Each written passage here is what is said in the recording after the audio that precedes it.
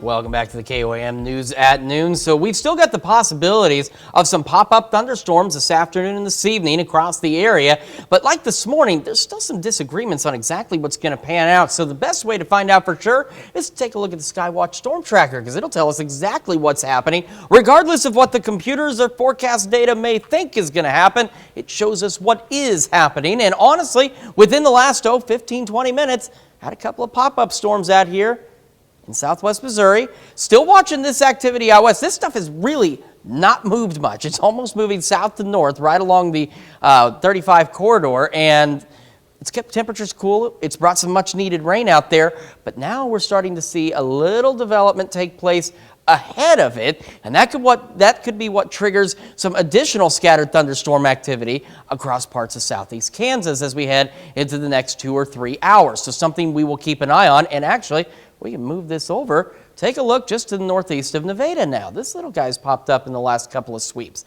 So we are still looking at those pop-up thunderstorms. They're still expected to be more isolated today than what we've seen the last few days, but nevertheless, some rain showers are possible once again as we go through the afternoon and into the evening hours. And of course, the pop-up storms, their life is dependent on daytime heating, so once the sun goes down, they go down as well. We're going to see this return to us tomorrow afternoon with some isolated afternoon pop-up thunderstorms. Again, you can see these are a bit more isolated than what we've seen lately. But then our best chances for rain, and this is where it gets a little more exciting, especially for the drought-stricken folks in southeast Kansas, comes as we head into Saturday afternoon.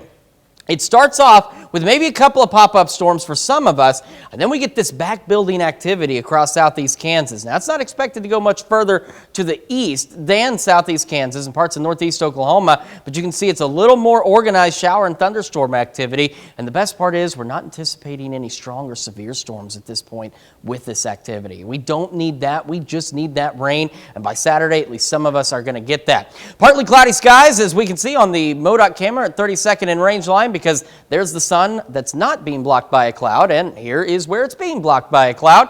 KOAM TV studios right outside here, partly cloudy skies. It's looking pretty good, and it is pretty darn warm, and we're getting that same effect here on the KDOT camera at 69 and 400. Got some passing clouds out there, some sunshine back behind, and this is a broader view of those partly cloudy skies from 7th and range line in Joplin.